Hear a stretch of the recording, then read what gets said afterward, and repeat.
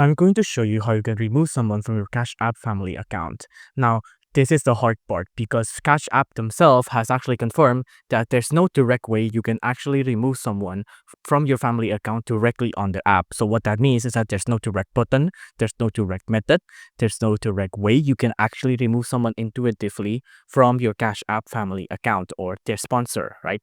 Now, there is still a way to, but it's just going to be a little bit of a hassle. So let me guide you through that. Now, first off, from your Cash app, you want to go ahead and go to your account on the upper right there. Now, once you head on to your account, you want to tack on something else here, right? So instead of where is my deposit, invite friends, or access old account, you want to tap on something else.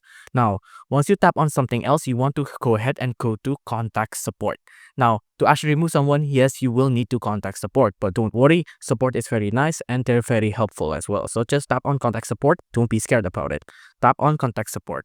Now, once there, you just need to chat them, right? So I just chat help and then, hey there, Journey is here to exist. Now I'm just going to explain that my son made a Cash App account when he was 17.